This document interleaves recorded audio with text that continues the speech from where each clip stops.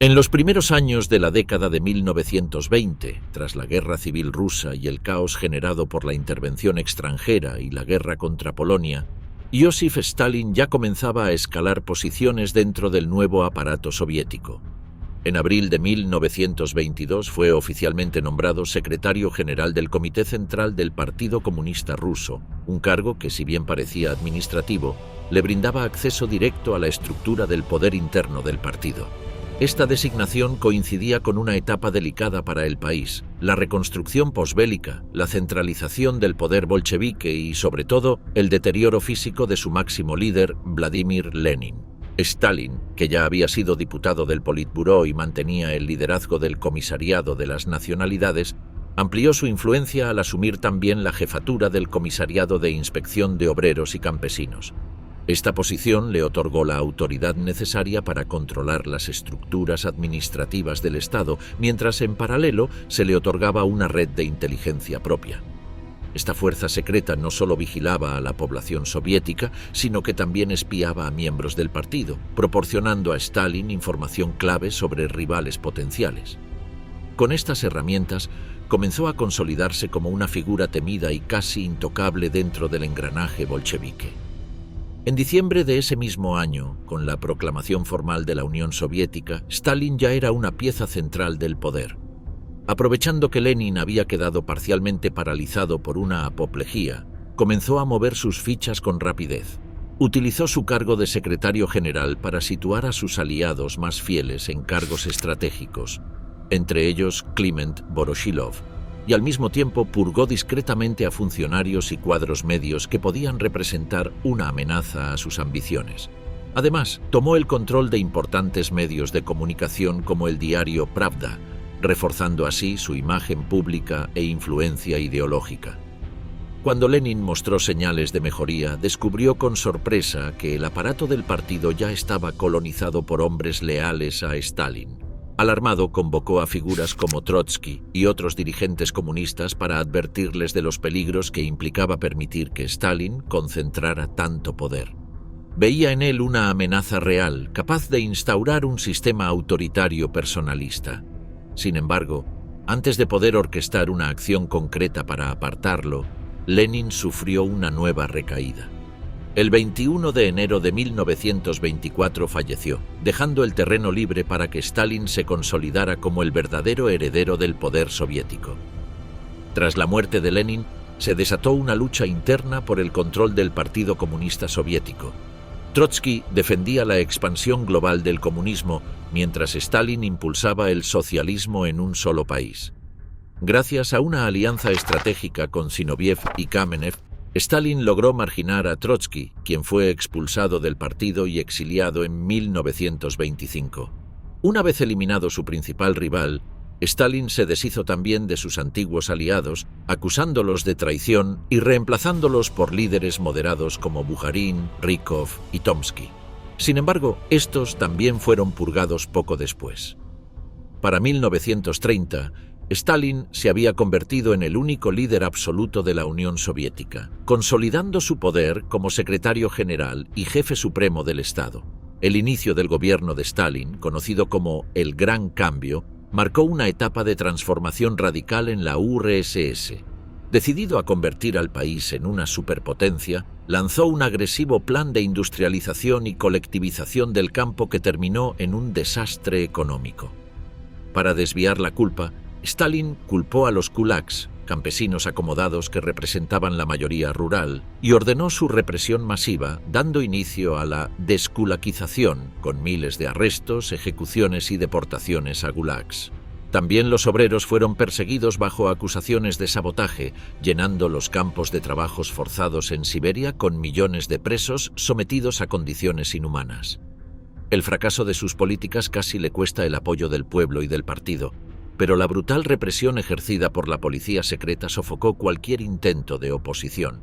Ni siquiera su esposa Nadia soportó el ambiente opresivo. Murió en 1932. Stalin, en un acto extremo, llegó a declarar quitarse de en medio como crimen castigado con la muerte.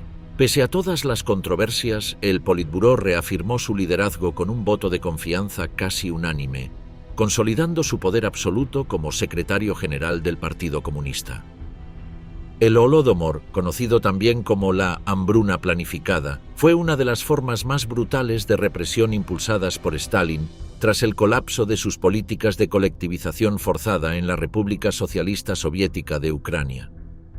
Como gran parte del campesinado ucraniano se oponía abiertamente al régimen stalinista y se negaba a entregar sus cosechas para no morir de hambre, el líder soviético ordenó medidas extremas. Se confiscaron todos los alimentos disponibles en las granjas, se impuso un cerco económico con el despliegue del Ejército Rojo y se eliminó cualquier foco de resistencia entre la población. Incluso se dio la orden de abrir fuego contra cualquier persona que intentara acercarse a los depósitos de víveres. Este castigo colectivo tuvo consecuencias devastadoras.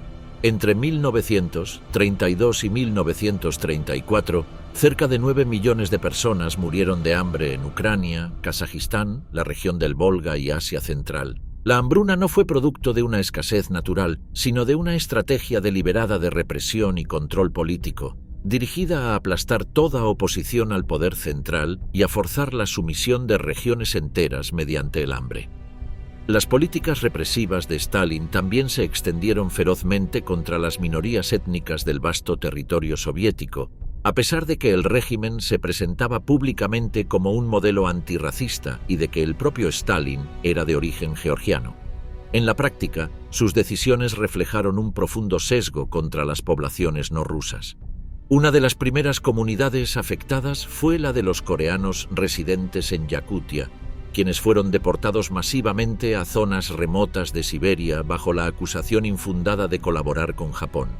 En las regiones musulmanas del Cáucaso, como Chechenia y Dagestán, numerosas aldeas fueron arrasadas y quemadas como castigo colectivo. Los polacos que habitaban en el oeste de Ucrania fueron eliminados progresivamente y reemplazados por ciudadanos ucranianos leales al poder central. En Karelia, la población finesa fue sometida a trabajos forzados, mientras que los gitanos de ciudades como Moscú y Leningrado fueron enviados al campo de concentración en la isla de Nacino, donde muchos perecieron. Ante la creciente cantidad de enemigos reales e imaginarios, Stalin fundó una fuerza de seguridad a su servicio directo, la Policía Estatal Soviética o NKVD, inicialmente dirigida por Nikolai Yezhov y más tarde por su cercano colaborador Lavrenti Beria. Esta organización se convirtió en una de las herramientas más temidas del régimen, ejecutando deportaciones, torturas, purgas masivas y campañas de exterminio étnico bajo el mando absoluto del líder soviético. La llamada Gran Purga de 1937 fue la operación más drástica emprendida por Stalin para eliminar cualquier amenaza a su poder, incluso entre sus propios aliados. El asesinato del gobernador de Leningrado, Sergei Kirov, en un atentado atribuido a simpatizantes trotskistas, sirvió como excusa para activar el aparato represivo de la NKVD. A partir de entonces, se desató una oleada de arrestos y ejecuciones por todo el país. Entre los primeros en caer estuvieron figuras clave del viejo partido bolchevique y antiguos colaboradores de Stalin, como Lev Kamenev, Grigori Zinoviev y Nikolai Bukharin. A ellos se sumaron casi un centenar de miembros del Comité Central, así como altos funcionarios del Politburó y dirigentes regionales. Adolf Hitler o Joseph Stalin. ¿Cuál fue el dictador más sanguinario y brutal del siglo XX? Adolf Hitler y Joseph Stalin fueron, sin duda, los dos dictadores más despiadados e influyentes del siglo XX. Aunque enemigos irreconciliables desde el punto de vista ideológico, compartían ciertos elementos en común. Ambos nacieron en entornos humildes, vivieron el impacto devastador de la Primera Guerra Mundial y supieron escalar hasta lo más alto del poder en sus respectivos países gracias a una aguda habilidad para la estrategia política. Curiosamente, en su juventud, los dos tuvieron aspiraciones artísticas. Hitler quiso ser pintor y fue rechazado por la Academia de Bellas Artes de Viena, además de mostrar interés en la arquitectura, mientras que Stalin se dio a conocer como autor de poesía de estilo pastoral y contenido nacionalista, una faceta poco recordada de su pasado. A pesar de sus aspiraciones artísticas juveniles, tanto Hitler como Stalin terminaron por encarnar las formas más extremas de autoritarismo en la Europa del siglo XX. Cada uno lideró con puño de hierro a una de las mayores potencias del continente. el Tercer Reich en Alemania y la Unión Soviética comunista. Ambos cimentaron su dominio absoluto a través de un sistema de violencia institucionalizada, represión implacable y culto a la personalidad. Curiosamente, aunque se odiaban desde el plano ideológico, Hitler denunciaba el comunismo como judeo-bolchevismo y Stalin condenaba al fascismo nazi como una amenaza reaccionaria. Los dos compartían un profundo desprecio por las democracias liberales y capitalistas de Occidente. Además, en algunos aspectos, se observaba cierta admiración recíproca. Hitler valoraba la firmeza brutal con la que Stalin había consolidado su poder en la URSS, mientras que Stalin, germanófilo declarado, tenía en alta estima la capacidad de Alemania para reconstruirse tras la derrota de 1918, así como el orden férreo que Hitler impuso al tomar el control del Estado. Según algunos informes procedentes de la inteligencia soviética, Stalin quedó particularmente impresionado tras enterarse de la purga interna que Hitler llevó a cabo en 1934, conocida como la Noche de los Cuchillos Largos, en la que eliminó a sus rivales dentro del movimiento nazi, incluido Ernst Röhm, líder de la CSA. Según se cuenta, Stalin comentó con admiración: ¿qué clase de tipo es ese Hitler? Él sí sabe cómo deshacerse de los enemigos políticos. Aunque el vínculo entre ambos regímenes era de abierta hostilidad, no faltaban entre sus líderes ciertos gestos de reconocimiento hacia la eficiencia del terror como mecanismo de poder. Hoy en día, muchos expertos siguen debatiendo cuál de los dos grandes tiranos del siglo XX, Hitler o Stalin, representa la cúspide del mal absoluto. Ambos llevaron a cabo regímenes marcados por el terror, la represión y el exterminio, pero en el caso de Adolf Hitler, cuya figura se ha convertido en el símbolo más universal del horror, se le atribuye la responsabilidad directa de iniciar la Segunda Guerra Mundial. Este conflicto devastó Europa, tanto física como moralmente, y provocó la muerte de aproximadamente 55 millones de personas. Desde su ascenso al poder como canciller en 1933, Hitler se aseguró el control total del Estado alemán. Una de sus primeras acciones fue eliminar a sus oponentes políticos. Muchos fueron asesinados, otros encerrados en campos de concentración que, al poco tiempo, ya contenían a decenas de miles de prisioneros. Su ideología, plasmada en su libro Mein Kampf, texto considerado la base doctrinal del nazismo, promovía la supremacía de la raza aria y despreciaba a quienes consideraba inferiores. Los crímenes cometidos por Joseph Stalin no fueron menores que los del líder del Tercer Reich. Una vez convertido en secretario general del Partido Comunista de la Unión Soviética, Stalin continuó con la línea impuesta por los bolcheviques tras el golpe de Estado liderado por Lenin en 1917. Inspirados por el modelo jacobino de la Revolución Francesa, los bolcheviques instauraron el llamado Terror Rojo como respuesta al terror blanco contrarrevolucionario. Esta guerra civil, larga y sangrienta, dejó un saldo de más de 9 millones de víctimas entre muertes directas, hambrunas y el colapso económico generalizado. En un giro irónico de la historia, Lenin, en sus últimos días, expresó dudas serias sobre el carácter de Stalin. En uno de sus escritos finales, recomendó a sus compañeros del partido que lo apartaran de la Secretaría General. Consideraba que su comportamiento era demasiado rudo y autoritario para el cargo. «Stalin es excesivamente brusco», escribió Lenin, «y este defecto, aceptable entre nosotros como camaradas, se vuelve intolerable en un líder del partido. Sugiero que se busque otro candidato con más tolerancia, lealtad y cortesía». Sin embargo, esa advertencia fue ignorada. Una vez consolidado en el poder, Stalin instauró una dictadura férrea y despiadada. A partir de los años 30, lanzó una campaña de represión masiva conocida como la Gran Purga o Gran Terror. En ella, cientos de miles de personas, incluidos miembros del propio Partido Comunista, oficiales del Ejército Rojo, socialistas, anarquistas y ciudadanos comunes, fueron arrestados, juzgados sumariamente y deportados a los gulags o directamente ejecutados. Lo que había comenzado como una guerra ideológica entre rojos y blancos terminó convirtiéndose en una maquinaria de represión sistemática bajo el mando absoluto de Stalin. A las incontables muertes provocadas por orden directa de Stalin dentro de las fronteras soviéticas, deben añadirse también los crímenes de guerra cometidos por el régimen durante la Segunda Guerra Mundial. Uno de los episodios más infames fue la masacre del bosque de Katyn. En la primavera de 1940, Stalin autorizó la ejecución sistemática de más de 22.000 prisioneros de origen polaco. Entre las víctimas se contaban aproximadamente 8.000 oficiales del ejército, 6.000 agentes de policía y otros 8.000 civiles, muchos de ellos pertenecientes a la élite intelectual del país. Profesores, artistas, científicos, historiadores, junto con terratenientes, industriales, abogados, funcionarios considerados hostiles y sacerdotes católicos. Esta operación no solo buscaba eliminar a posibles líderes de resistencia, sino también descabezar cultural y moralmente a toda una nación ocupada. En cuanto al eterno debate sobre cuál de los dos dictadores, Adolf Hitler o Joseph Stalin, causó un mayor daño a la humanidad, el célebre escritor, periodista e historiador polaco Ryszard Kapuscinski sostenía que el líder soviético dejó una huella aún más trágica y prolongada. Entre los argumentos que exponía se encontraba el enorme número de víctimas provocadas por las purgas y campañas estalinistas, especialmente el genocidio por inanición que sufrió Ucrania, donde alrededor de 10 millones de personas murieron al resistirse a la colectivización forzada de la tierra. Si comparamos ambos regímenes, el alcance destructivo de Stalin fue considerablemente mayor.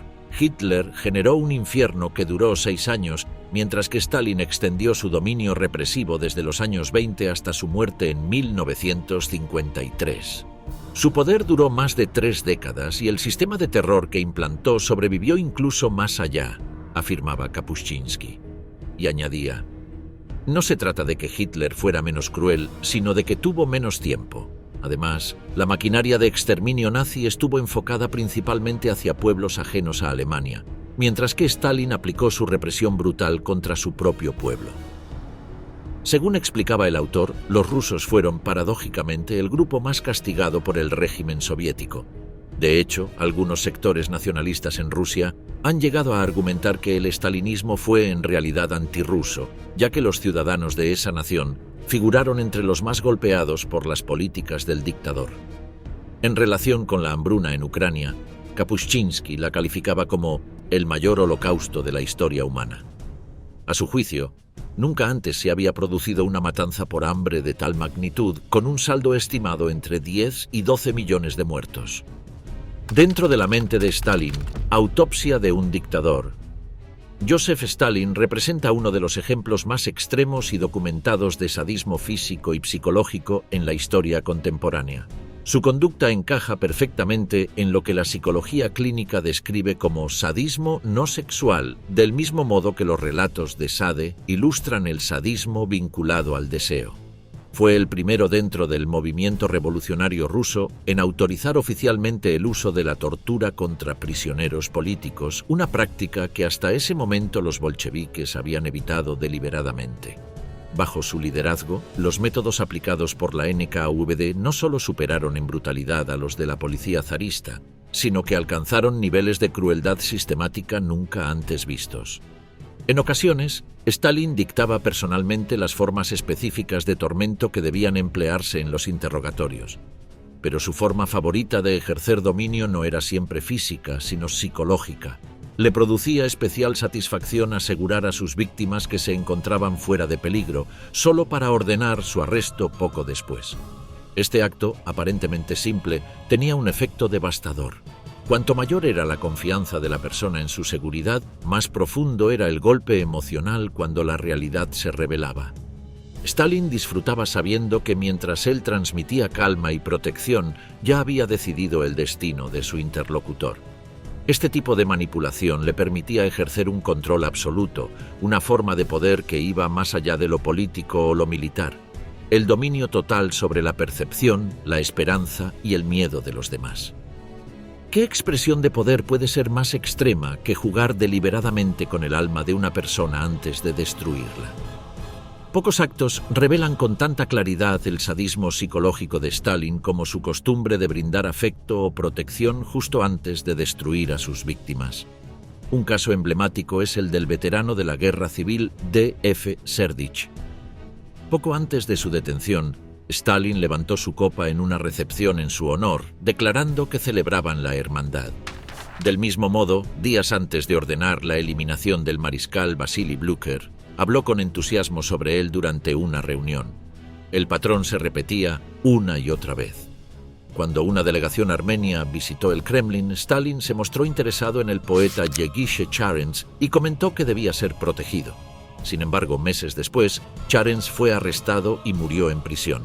A.S. Serebrovsky, esposa del segundo comisario Grigori Ordzhonikidze, relató una inquietante llamada telefónica que recibió de Stalin en 1937.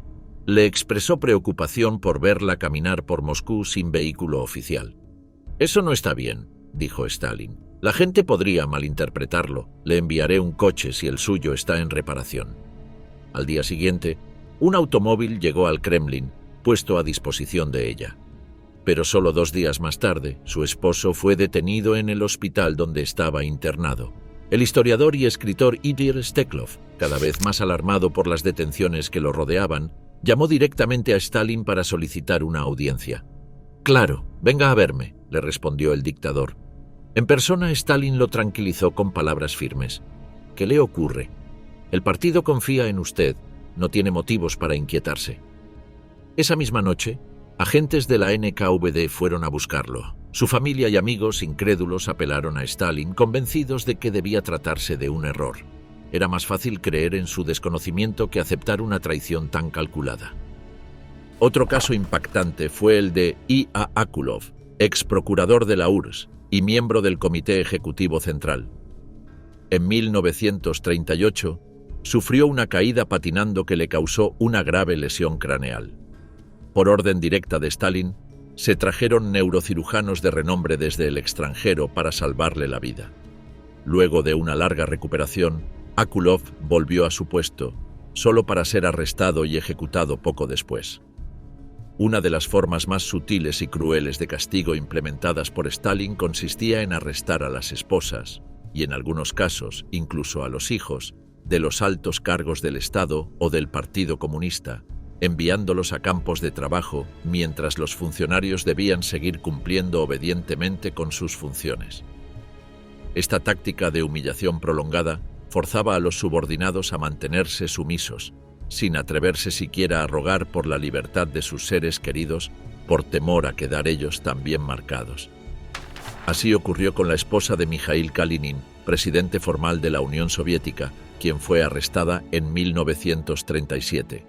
También fue detenida Polina Semchusina, esposa de Vyacheslav Molotov, uno de los más leales colaboradores de Stalin, así como la esposa y el hijo de Otto Kusinen, alto dirigente del Comintern.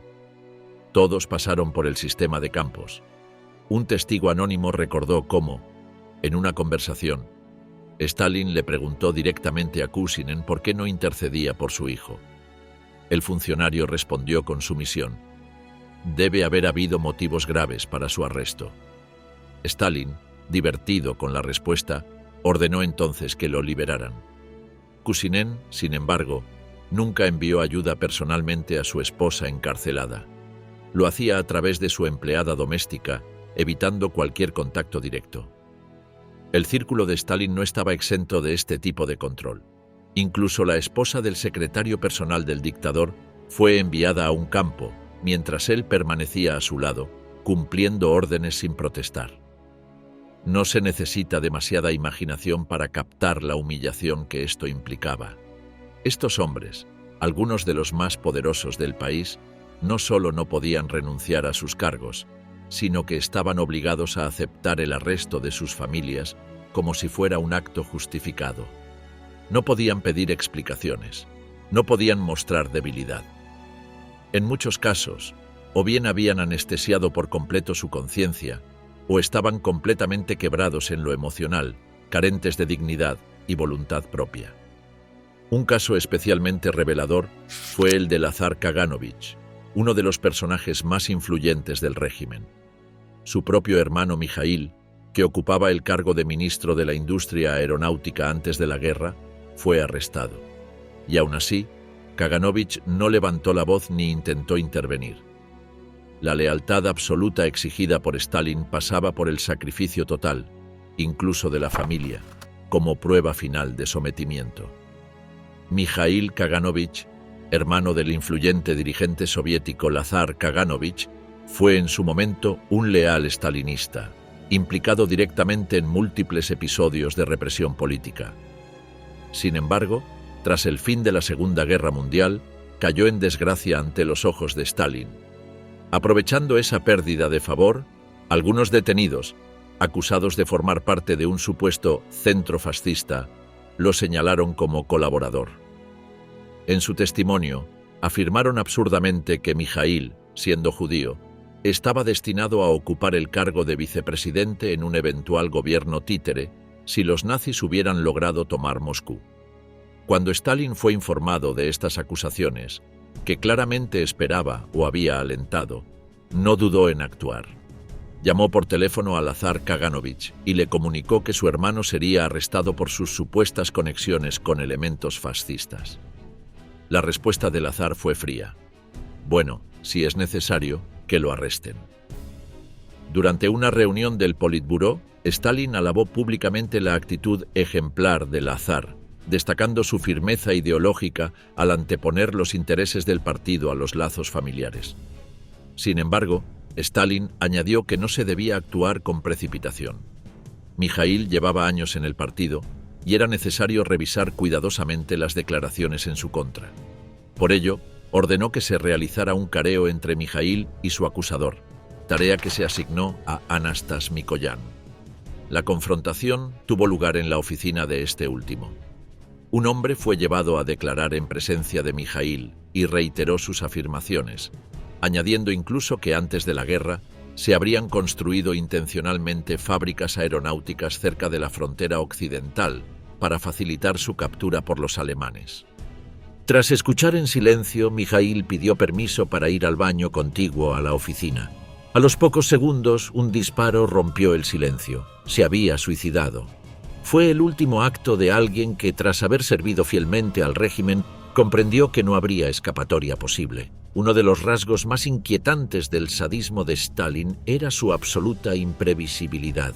No existía lógica aparente en muchas de sus decisiones, lo que mantenía a todos, aliados y enemigos por igual, en un estado constante de incertidumbre. En múltiples ocasiones, individuos que habían sido arrestados, torturados e incluso condenados a muerte terminaban, tiempo después, liberados sin explicación y nombrados para cargos de alta responsabilidad. El desconcierto era parte del castigo.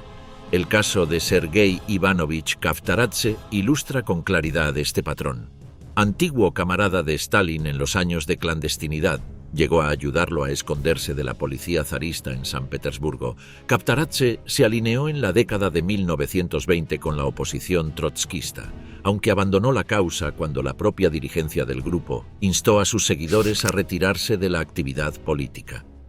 Tras el asesinato de Sergei Kirov en 1934, Kavtaradze fue desterrado a Kazán como castigo por su pasado opositor. Desde allí, escribió una carta a Stalin asegurando que no conspiraba contra el partido. Sorprendentemente, la respuesta fue inmediata. Se revocó su destierro. Poco después, los periódicos del Estado publicaron un artículo de su autoría, donde narraba una anécdota de sus años junto a Stalin en la lucha clandestina. El propio Stalin lo elogió, aunque Kavtaradze no volvió a tocar el tema ni se reincorporó al partido. Se mantuvo en un discreto trabajo editorial, hasta que en 1936 fue arrestado sin previo aviso junto con su esposa. Ambos fueron sometidos a tortura y condenados a muerte, acusados de participar en un supuesto complot para asesinar a Stalin junto al también purgado Budu Mdivani. Este último fue ejecutado poco después. Kavtaradze, sin embargo, permaneció durante meses en capilla. Luego, inesperadamente, fue conducido a la oficina de Lavrent Iberia, donde se reunió con su esposa, tan envejecida y debilitada que apenas la reconoció. Los dos fueron liberados. En los meses siguientes, pasaron de vivir en un hotel a ocupar 2 habitaciones en un apartamento comunal. Kavtaradze retomó su vida laboral sin saber aún qué esperar. Sorprendentemente, Stalin comenzó a ofrecerle gestos de acercamiento. Lo invitó a su casa, compartieron comidas e incluso lo visitó personalmente en su vivienda junto a Beria. La escena causó tal impacto en el edificio que una vecina, al ver a Stalin en la puerta, se desmayó, diciendo después que había visto la efigie viviente del líder. Durante aquellas veladas, Stalin actuaba de forma afable. Servía él mismo la comida, hacía chistes, recordaba episodios del pasado. Pero en una de esas reuniones interrumpió repentinamente la atmósfera distendida y mirándolo a los ojos le dijo: «Y aún así querías matarme». Una acusación en tono casual, cargada de poder. Como señala el historiador Roy Medvedev, Stalin sabía perfectamente que Kaptaradze no había tramado ningún atentado. Pero no era eso lo que importaba. Lo que este episodio revela con claridad escalofriante es una de las constantes más profundas del carácter de Stalin. Su necesidad de demostrar que el control sobre la vida y la muerte de cada individuo estaba exclusivamente en sus manos. Podía destruir o salvar, premiar o condenar, y hacerlo sin necesidad de justificación alguna. Se erigía como una especie de divinidad implacable, un ser que podía quebrar a una persona con una sola palabra, resucitarla socialmente o sumirla en el abismo de la desesperación. En su mundo, el destino de los demás no respondía a la justicia, sino a su voluntad, y nadie, absolutamente nadie, estaba a salvo. Gulag, el horror de los campos de concentración de Stalin. El régimen los convirtió en herramientas de represión contra quienes se atrevieran a pensar distinto.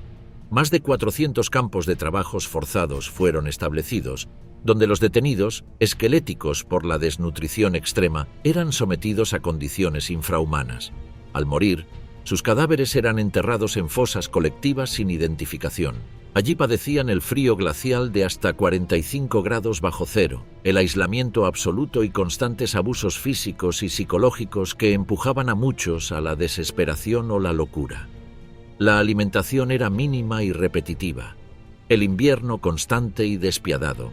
El frío extremo afectaba la mente, los abrigos no protegían lo suficiente, las viviendas eran frágiles y deterioradas, las barracas estaban hacinadas, la atención médica era casi inexistente y las jornadas de trabajo resultaban agotadoras. Aquella realidad era un infierno helado, completamente desprovisto de humanidad. Existían cientos de complejos de trabajos forzados, ubicados en los rincones más remotos y deshabitados del territorio soviético. Lugares donde jamás nadie había vivido, y por una razón evidente. La supervivencia en esas regiones era prácticamente imposible. Eran tierras de inviernos perpetuos, donde el clima parecía ideado para quebrar el cuerpo y la voluntad. Millones de personas perdieron allí sus vidas o quedaron marcadas para siempre.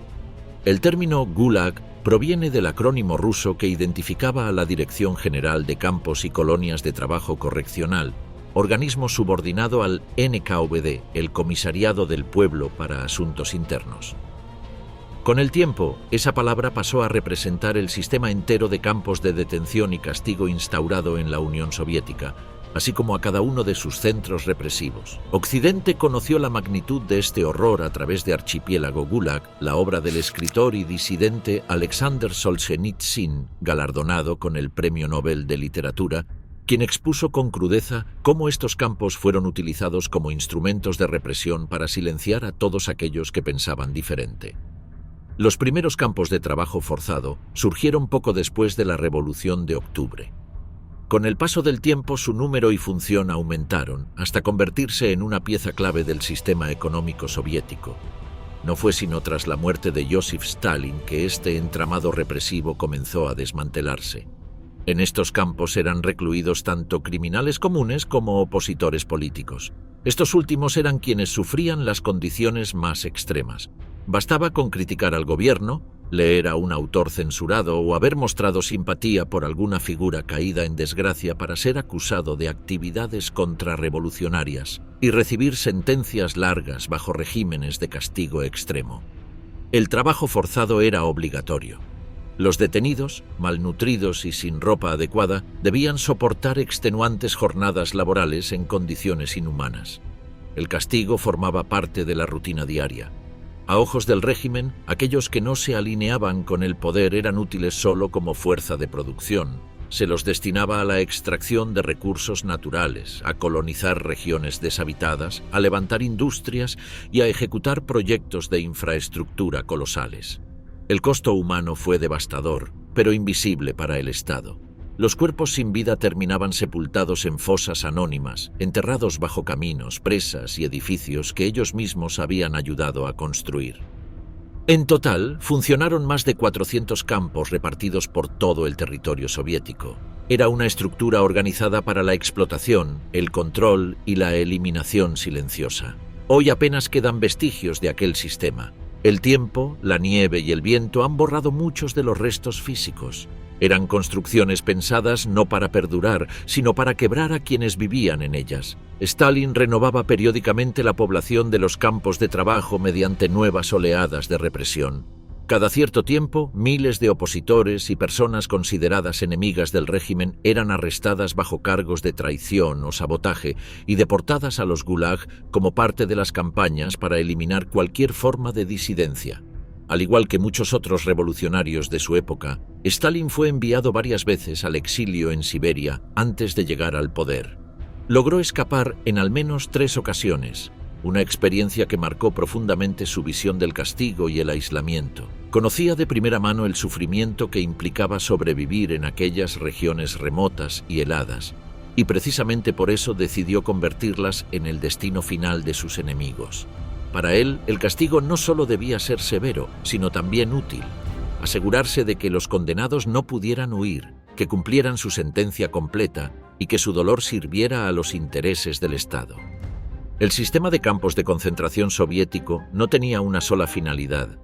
Estaba diseñado para múltiples propósitos: castigar y reeducar al opositor, sacar provecho del trabajo forzado, mantener alejados a los disidentes del corazón político y urbano del país e infundir un miedo constante entre la población. Era una herramienta de control, de castigo y de utilidad económica al mismo tiempo. Como señaló Hannah Arendt, estos campos representaban la forma más extrema del totalitarismo dentro de un régimen totalitario. Eran espacios donde el dominio era absoluto, donde no existía escape posible ni rastro alguno de libertad.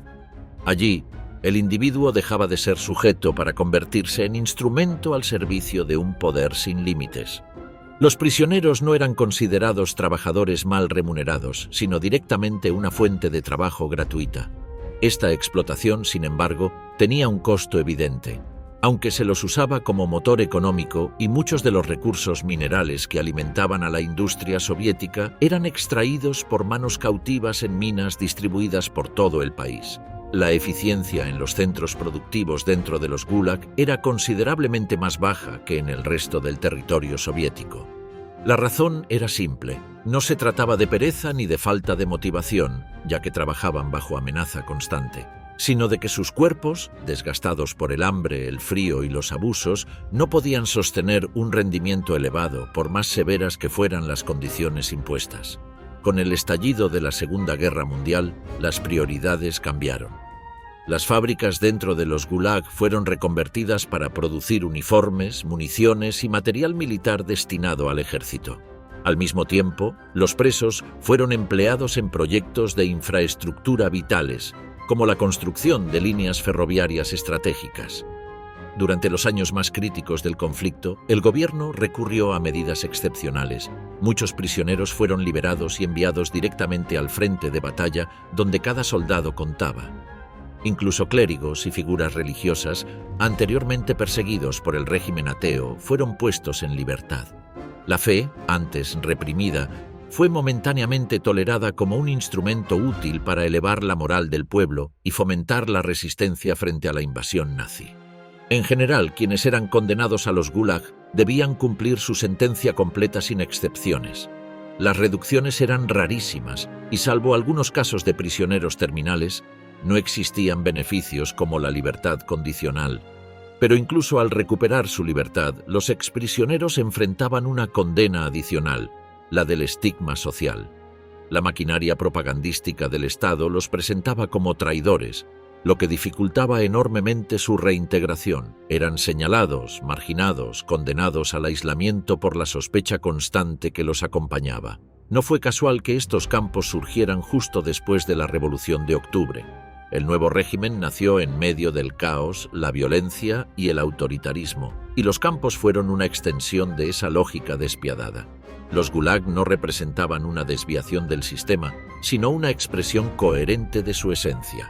La historiadora Anne Applebaum lo plantea con crudeza. Los gulag no aparecieron de forma aislada, sino que reflejaban fielmente el entorno del que surgieron. Si los prisioneros vivían en la suciedad, si los guardias eran crueles, si los trabajos se realizaban sin eficiencia ni cuidado, era porque esas mismas condiciones dominaban la vida cotidiana de la sociedad soviética en su conjunto. La brutalidad de los campos era, en definitiva, un espejo del país que los había creado. Uno de los cerebros detrás del perfeccionamiento del sistema Gulag surgió, paradójicamente, desde dentro de los propios campos. Naftali Frenkel fue arrestado en 1923 por traspasar fronteras sin permiso y por actividades de contrabando. Condenado a 10 años de trabajos forzados, durante su estancia redactó una carta dirigida a los responsables del campo. No pedía clemencia ni denunciaba abusos. Proponía métodos para mejorar la productividad del trabajo esclavo. Entre sus ideas estaba la de ajustar la cantidad de alimento recibida por cada prisionero según su rendimiento. Quien más produjera, más ración recibiría. Esta y otras propuestas fueron adoptadas y replicadas en todo el sistema. Su eficiencia fue tal que no solo obtuvo la reducción total de su condena, sino que fue ascendido a uno de los cargos administrativos dentro de la estructura del Gulag. El principio del aislamiento geográfico no era nuevo. Ya en tiempos del imperio zarista se había recurrido al exilio como forma de castigo, enviando a los disidentes a regiones remotas y deshabitadas. Este tipo de destierro forzado no solo implicaba separación familiar, sino una condena al sufrimiento extremo. Temperaturas brutales, trabajo agotador y condiciones de vida profundamente hostiles. Uno de los principales centros de este infierno blanco fue Magadán, oficialmente capital de Siberia Oriental, pero conocido por muchos como Kolyma, nombre tomado del río que atraviesa la región. El periodista Ryszard Kapuscinski describió estas tierras como dominios del frío absoluto, de noche interminable y escasa presencia humana, pobladas únicamente por algunas tribus nómadas como los chukchis, los evenkis o los yakutos. La mayoría de los campos más letales se ubicaban allí. A los prisioneros nunca se les mostraba el termómetro. Saber la temperatura no cambiaba el hecho de que debían trabajar igual. Sin embargo, los más veteranos aprendían a descifrar el clima con precisión. Si la niebla cubría el horizonte, sabían que hacía unos 40 grados bajo cero. Si el aliento sonaba al exhalar, eran 45. Pero si cada respiración emitía un gemido áspero, como el motor de una máquina oxidada, y sentían que el aire les podía fallar en cualquier momento, estaban enfrentando temperaturas cercanas a los 50 grados bajo cero. Kolyma, la ciudad siberiana donde se concentraron muchos de los campos de trabajo más crueles del sistema Gulag, ha quedado grabada en la memoria colectiva rusa como sinónimo de sufrimiento extremo. Incluso hoy, su nombre persiste en el lenguaje cotidiano. Cuando alguien atraviesa una situación difícil, no es raro que escuche como consuelo la frase «piensa que Kolyma era mucho peor». Así, Kolyma se ha convertido en una referencia ineludible del horror, un punto de comparación para lo insoportable, lo inhumano, lo absolutamente devastador. Aunque la vida fuera de los Gulag era, sin duda, más llevadera que dentro de ellos, las condiciones en la Unión Soviética seguían siendo duras y, en muchos casos, rozaban lo inhumano. Por eso, no resultaba sorprendente que dentro de los campos de trabajo el sufrimiento alcanzara niveles extremos. La tasa de mortalidad en los Gulag fluctuaba en paralelo a los vaivenes de la situación general del país. Se disparó durante las grandes crisis, como la hambruna de inicios de los años 30 o los años más crudos de la Segunda Guerra Mundial. En particular, durante el cerco alemán a Stalingrado, más de 1 millón de personas murieron de inanición, y si la comida escaseaba en las ciudades, aún menos llegaba a los campos de prisioneros.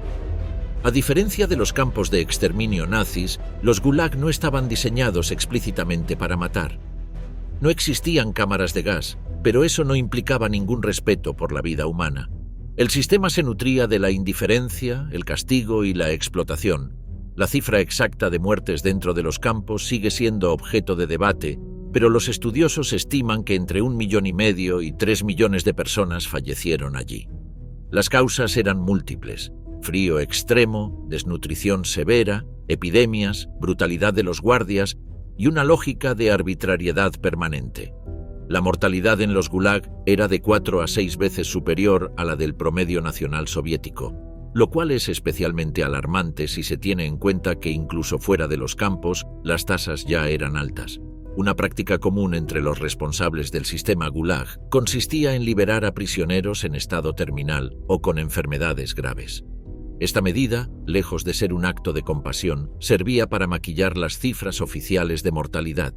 Los detenidos no morían en los campos, sino fuera de ellos, eliminando así su rastro estadístico. A diferencia de los crímenes del nazismo, cuya condena es prácticamente unánime, los abusos cometidos bajo el régimen de Stalin han encontrado históricamente más indulgencia, relativización o incluso olvido. La reacción inmediata de rechazo que suele despertar el Holocausto no siempre aparece con la misma intensidad cuando se habla del sistema soviético. Parte de esta diferencia se explica por la escasa documentación gráfica sobre los Gulag. A diferencia de los campos nazis, que fueron filmados y fotografiados por las fuerzas aliadas al liberarlos, el sistema soviético ocultó sus horrores tras una férrea muralla de propaganda y censura.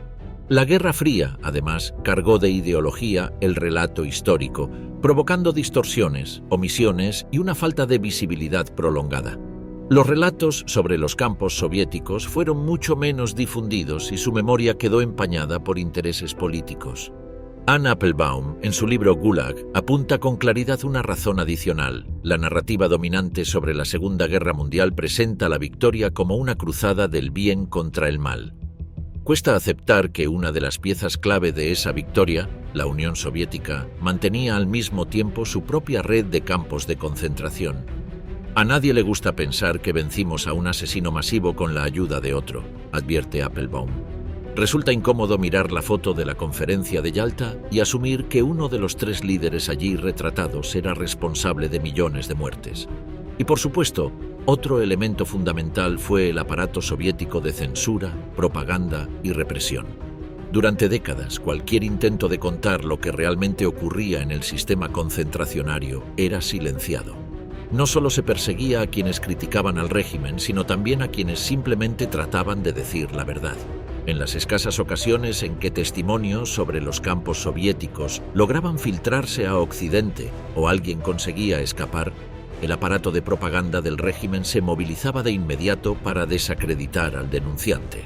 Alexander Solzhenitsyn fue uno de los más célebres blancos de esta maquinaria de difamación. Se lo acusó públicamente de alcohólico, de estar desequilibrado mentalmente e incluso de homosexual, todo con el fin de restar legitimidad a sus denuncias. Si Primo Levi se convirtió en la voz de los campos nazis, los Gulag encontraron a su cronista más profundo y descarnado en Varlam Shalamov. Aunque fue Solzhenitsyn quien popularizó la palabra Gulag en Occidente, fue Shalamov quien logró describir su esencia con una crudeza y belleza literaria sin igual. Su obra Relatos de Kolyma retrata con una prosa contenida y devastadora la vida diaria dentro de aquellos infiernos helados. En uno de sus textos más memorables escribió: «Todos los sentimientos humanos, el amor, la amistad, la envidia, la ambición, la compasión o la integridad, nos abandonaron junto con la carne que perdimos durante los años de hambre. En la escasa masa muscular que aún nos mantenía en pie, que nos dejaba respirar, trabajar, movernos, solo cabía el odio, el único sentimiento humano que resiste al exterminio físico». Shalamov fue enviado a Kolyma en 2 ocasiones. La primera, por haber sido vinculado con el trotskismo en tiempos en que Trotsky ya era enemigo del Estado. La segunda, por algo tan simple y tan peligroso como haber afirmado que Iván Bunin, Nobel de Literatura en 1933, debía ser considerado un clásico ruso. Durante su reclusión, trabajó como minero, carbonero, enfermero y tipógrafo. Pasó cerca de 25 años privado de libertad. Fue liberado en 1951, pero como tantos otros sobrevivientes, jamás volvió a encajar del todo en la vida civil. Su obra, profundamente valiosa, solo obtuvo el reconocimiento masivo tras su muerte. El sistema Gulag fue oficialmente desmantelado en 1953, tras la muerte de Stalin, como parte del proceso de desestalinización impulsado por el nuevo liderazgo soviético. Sin embargo, hay un dato irónico y escalofriante. El mismo año en que los campos comenzaron a cerrarse, el sistema alcanzó su cifra récord de población detenida. Más de 2,5 millones de personas se encontraban entonces en condiciones inhumanas tras los alambres de púas del Gulag. Ni su hijo se salvó de Stalin. La vida de Yakov, el hijo mayor de Stalin, fue marcada por el abandono y el dolor. Desde pequeño creció bajo la sombra indiferente de su padre y en su juventud sufrió desprecio y maltrato. Su destino final fue aún más cruel. Capturado por los nazis, terminó como prisionero de guerra en manos de las temidas SS alemanas. Es el 16 de julio de 1941. Han pasado apenas 21 días desde que la Wehrmacht, con más de 3 millones de soldados, desató la operación militar más colosal jamás vista, penetrando en territorio soviético. Stalin permanece paralizado y en Moscú crece el temor de que la ciudad pueda caer en cuestión de semanas. Mientras tanto, el alto mando soviético concentra sus últimas esperanzas en una defensa desesperada en Smolensk, situada a 400 kilómetros de la capital. Allí esperan frenar el avance del Grupo de Ejércitos Centro, una de las 3 grandes agrupaciones del ejército alemán. Pero sobre el terreno la situación es caótica. Muchas divisiones retroceden sin resistencia y otras se entregan sin presentar batalla. En medio de aquel desorden, cerca de la localidad bielorrusa de Vitebsk, operaba la 14ª División Blindada del Ejército Rojo. Esta agrupación contaba con un regimiento de artillería pesada, el 14º de obuses. Entre sus filas, al mando de una de las piezas, se encontraba un joven teniente llamado Yakov Djugashvili. Aquel 16 de julio, Yakov vivió lo mismo que tantos otros oficiales soviéticos. Fue superado por la velocidad arrolladora del avance alemán. La Blitzkrieg, o guerra relámpago, combinaba bombardeos aéreos con ataques mecanizados que rompían líneas defensivas en puntos clave sin detenerse en consolidar territorio. Para cuando muchos quisieron reaccionar, sus posiciones ya estaban aisladas, rodeadas y sin posibilidad de comunicación. En medio del colapso general, el teniente Yakov Djugashvili se quedó desconectado de la unidad que debía estar protegiendo su pieza de artillería. Mientras intentaba reunirse con ellos, fue interceptado por un grupo de infantería soviética que, en plena desesperación, le pidió que los liderara en un intento por abrirse paso a través del cerco enemigo. Pero al iniciarse el tiroteo, aquellos soldados entraron en pánico y lo abandonaron a su suerte. Sin otra opción, Yakov se quitó el uniforme y se disfrazó con ropas campesinas. Buscó refugio en una casa rural, pero la mujer que lo recibió rompió en llanto, aterrada ante la idea de que los alemanes lo descubrieran. Comprendiendo el riesgo que suponía para ella, se marchó. Poco después, una explosión cercana lo dejó aturdido y, rodeado sin salida, caminó hacia las posiciones alemanas y se entregó. Al principio, su captura no generó ninguna reacción. Su apellido no despertaba sospechas y fue tratado como un prisionero más. Pero alguien lo reconoció, quizás por su rostro o por algún comentario mal calculado, y alertó a los guardias. Aquel hombre no era un simple teniente, era Yakov Djugashvili, hijo de Stalin. El nombre real del dictador soviético, Djugashvili, lo delataba. En un país marcado por las purgas y el miedo, no era difícil encontrar motivos para delatar al hijo del tirano. Muchos habían perdido familiares por orden del propio Stalin, y ver caer a su primogénito era una especie de venganza silenciosa. Los alemanes no tardaron en explotar la oportunidad. Trasladaron a Yakov a una lujosa residencia cerca de Berlín, bajo el ojo atento de Joseph Goebbels. El ministro de propaganda del Tercer Reich tenía planes. Quería que el hijo del dictador hablara por la radio para minar la moral soviética desde dentro. Más adelante incluso barajó usar su imagen como símbolo de una unidad formada por desertores soviéticos, el Ejército Ruso de Liberación, dirigido por el general traidor Andrei Blasov. Pero Yakov nunca cedió.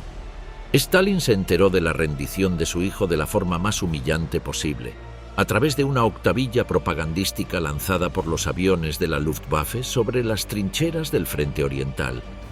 En ella, junto a una fotografía clara y reciente de Yakov, podía leerse un mensaje directo y corrosivo. ¿El hijo de Stalin se ha rendido? Que semejante oficial soviético se haya entregado pruebas sin lugar a dudas que toda resistencia al ejército alemán es en vano. Deja de luchar y ven a nosotros. Para el dictador soviético, aquello fue una afrenta intolerable. No solo por el golpe personal, sino porque el acto de rendirse contradecía de forma absoluta las órdenes emitidas por el Estado Mayor soviético. En aquellos días oscuros de 1941, la directiva era clara. Todo soldado debía combatir hasta la muerte. La rendición era equiparada a la traición y cualquier familia de un prisionero perdía automáticamente toda ayuda estatal. La propaganda nazi había dado con un blanco perfecto: exponer al hijo del propio Stalin como un símbolo de debilidad. Para el hombre de acero no había espacio para el perdón. La caída en desgracia de Yakov Chugashvili no terminó con su captura. Desató una cadena de represalias en el círculo íntimo de Stalin. Para el dictador, nada ocurría por casualidad. Su mente, plagada de sospechas y rencores, necesitaba culpables. Según relata Miklos Kun en Stalin, An Unknown Portrait, 2003, una oleada de paranoia invadió el Kremlin tras conocerse la rendición de su hijo. Stalin estaba convencido de que detrás de la captura debía haber habido una traición interna. Alguien, dentro o fuera del ejército, debía pagar por ello. La primera víctima fue Yulia Meltzer, la esposa de Yakov y madre de su hija, una bailarina judía de origen ucraniano. Fue arrestada y enviada a un campo de trabajo como represalia directa. Luego vino Alexander Svanidze, tío materno de Yakov, quien ya estaba preso en el Gulag desde hacía tiempo. Fue sacado de su encierro solo para ser ejecutado de un disparo. En 1942, la purga se extendió aún más. Maria Anisimovna, esposa de Svanidze, y otra tía de Yakov que compartía su nombre, también fueron asesinadas. La única del linaje Svanidze que logró sobrevivir a la furia de Stalin fue Galina, la pequeña hija de Yakov. Su destino cambió gracias a la intervención de Svetlana Alliluyeva, la hija que Stalin había tenido con su segunda esposa. Aunque solo era media hermana de Yakov, Svetlana se empeñó en proteger a su sobrina y logró lo impensado: convencer a su padre para que liberara a Yulia Meltzer del Gulag y permitiera que la niña no creciera sola. Fue un acto de compasión inusual en un entorno marcado por el terror y la venganza. En contraste, Vasily, el otro hijo de Stalin, no movió un dedo. Borracho, volátil y resentido, despreciaba a su hermanastro desde siempre y no mostró el más mínimo interés en ayudar. Para él, la desgracia de Yakov era poco más que un ajuste de cuentas familiar disfrazado de guerra. Mientras tanto, desde el otro lado del frente, seguían llegando propuestas de intercambio. Primero, los alemanes ofrecieron canjear a Yakov por Leo Rudolf Raubal, el sobrino favorito de Hitler. Más tarde propusieron otro trueque aún más simbólico: liberar al hijo del dictador soviético a cambio del mariscal Friedrich Paulus, el derrotado comandante del sexto ejército alemán en Stalingrado. Pero Stalin no accedió. Para él, el destino de Yakov ya estaba sellado. La última noche del zar rojo. Así cayó Stalin. Svetlana Alliluyeva, hija del líder soviético, dejó un testimonio impactante sobre los últimos instantes de vida de su padre. La agonía fue horrible. En un momento casi al final, abrió los ojos de golpe y los dirigió hacia todos los presentes. Fue una mirada espantosa, quizás fuera de sí, quizás llena de ira y terror frente a la muerte y a los rostros extraños de los médicos que se inclinaban sobre él. Escribió: Svetlana Iosifovna Stalina, como se la conocía oficialmente, reconstruyó el desenlace del dictador con una mezcla de distancia y dolor. La noche del 1 de marzo de 1953, mientras se encontraba en su residencia privada en Kuntsevo, Stalin, el llamado hombre de acero, sufrió un derrame cerebral masivo. Durante horas permaneció tendido sin recibir atención médica, rodeado de asistentes que, por miedo o incertidumbre, no se atrevieron a intervenir. Fue el comienzo de una lenta y espeluznante agonía que marcaría el final del régimen más temido de la historia soviética. A las 11 de la noche del sábado 28 de febrero de 1953, Stalin organizó una cena privada en el comedor de su dacha en Kuntsevo, convocando a los 4 hombres más poderosos de su círculo cercano. Entre los invitados estaban Nikita Khrushchev, por entonces secretario del Partido Comunista en Moscú, Lavrenti Beria, jefe de la temida policía secreta NKVD y principal ejecutor de purgas, torturas y desapariciones. Georgi Malenkov, figura clave del Comité Central del partido. Y Nikolai Bulganin, quien ocupaba el cargo de ministro de Defensa.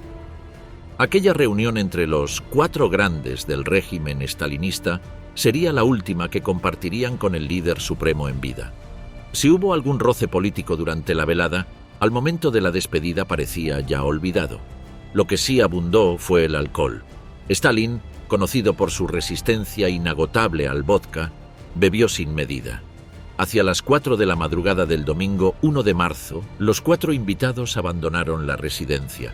Más tarde relataron que el líder se mostraba visiblemente eufórico y embriagado. Incluso se permitió una muestra inusual de afecto al palmear el hombro de Yashchov y llamarlo cariñosamente Nichik, imitando el acento ucraniano. Nikita Khrushchev, nacido en Kalinovska, cerca de la frontera con Ucrania, había sido enviado años atrás por el propio Stalin a supervisar la implementación de las políticas de colectivización que causaron la hambruna catastrófica en esa región entre 1932 y 1934. Con la partida de sus camaradas, Stalin quedó solo. Las puertas de su dormitorio fueron cerradas y custodiadas, como era habitual, por su guardia personal. Mientras el dictador dormía, el silencio se apoderó de la dacha, sellando la última noche de quien había gobernado con puño de hierro durante casi 3 décadas. Al llegar el mediodía, aún no se habían registrado movimientos en los aposentos de Stalin. Los guardias apostados en la dacha, que solo podían acceder al dormitorio recorriendo un pasillo de más de 20 metros, comenzaron a inquietarse. El líder no había solicitado su desayuno, algo totalmente inusual. Sin embargo, el miedo a importunarlo era más fuerte que la preocupación. Nadie se atrevía a interrumpir su descanso. Prefirieron esperar en silencio, con nerviosismo creciente. Hacia las 6 de la tarde, una tenue luz se encendió en uno de los comedores secundarios de la residencia. Los guardias, tensos desde hacía horas, creyeron que todo volvía a la normalidad. Supusieron que Stalin pronto los llamaría. Pero no fue así. Pasaron más de 4 horas sin señales ni órdenes. Nadie entraba ni salía de su habitación, pese a que la salud del dictador estaba visiblemente deteriorada. Sufría de pérdidas de memoria, artritis severa, arterioesclerosis avanzada, y su carácter se había vuelto aún más impredecible, colérico y paranoico. Él mismo había admitido que la edad lo golpeaba sin piedad. «Esta maldita vejez me está destrozando», dijo alguna vez. En ese marzo de 1953, Stalin tenía 75 años. Finalmente, 2 hombres del equipo de seguridad se vieron forzados a actuar: el coronel Matvei Starostin y el comandante asistente Piotr Lozgachev. Pero ni siquiera en ese momento se animaron a entrar. Starostin intentó que su compañero tomara la iniciativa. «Sos tú el de mayor rango, entra vos». A lo que Lozgachev respondió: «¿Y qué crees que soy yo? ¿Un héroe?».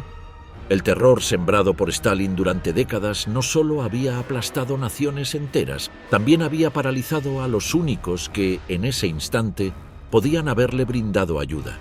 El dictador yacía en agonía. Pero nadie se atrevía a abrir la puerta.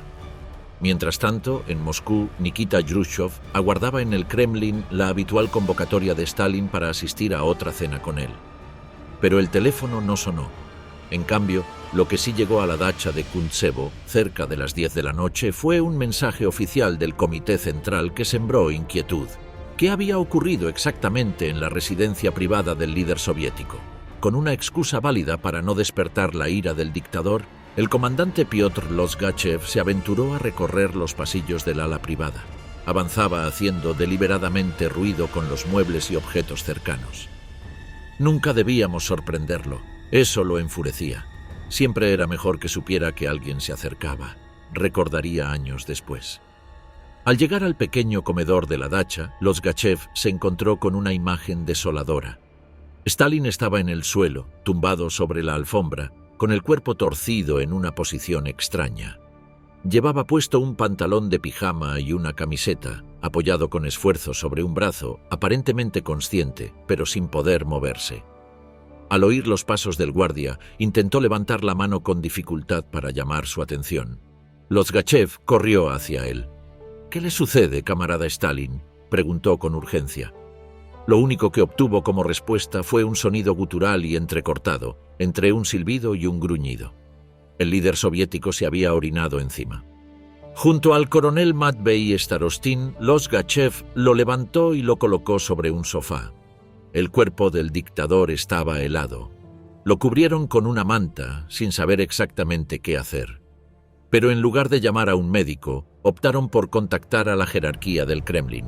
El médico personal de Stalin, que tal vez habría sabido cómo actuar, no estaba disponible. Había sido encarcelado y torturado por órdenes de Beria tras recomendar que Stalin necesitaba descanso. Starostin se comunicó con Semyon Ignatiev, jefe de la seguridad del dictador, quien se negó a tomar una decisión y delegó la responsabilidad. Sugirió que llamaran a Georgi Malenkov. Fue entonces, al enterarse Malenkov de la situación, cuando comenzó realmente la agonía final del padrecito de la URSS y al mismo tiempo se desató una silenciosa pero feroz lucha por el control del poder entre los hombres que lo rodeaban. La era de Stalin se desmoronaba y cada segundo de indecisión marcaba la cuenta regresiva de su vida. El nombre con el que el mundo lo conocería, Stalin, que significa hombre de acero, fue una construcción política, no una verdad biográfica. Su verdadero nombre era Iosif Vissarionovich Yugashvili, aunque algunas fuentes sostienen que su nombre de nacimiento completo fue Iosif David Vissarionovich. Tampoco nació el 21 de diciembre de 1879, como aseguró durante toda su vida. En realidad, vio la luz el 6 de diciembre de 1878. Hijo de un zapatero alcohólico y agresivo, creció en un hogar marcado por la violencia doméstica. Su padre golpeaba tanto a su esposa como a su hijo, con brutalidad. Se cree que Stalin arrastró una lesión en el brazo izquierdo desde su infancia, quizá causada por un accidente o tal vez por una de las golpizas paternas. Esa diferencia de longitud entre sus brazos le causaría problemas reumáticos intensos a lo largo de su vida adulta. De complexión robusta y baja estatura, medía solo 1,62 metros, Stalin lucía en su juventud una espesa cabellera negra que no comenzó a encanecer sino hacia el final de su vida. Era un tanto hipocondríaco, sufría de amigdalitis crónica y tenía episodios recurrentes de psoriasis. Pese a los esfuerzos por proyectar una imagen de invulnerabilidad, su cuerpo siempre le recordó que no estaba hecho en realidad de acero.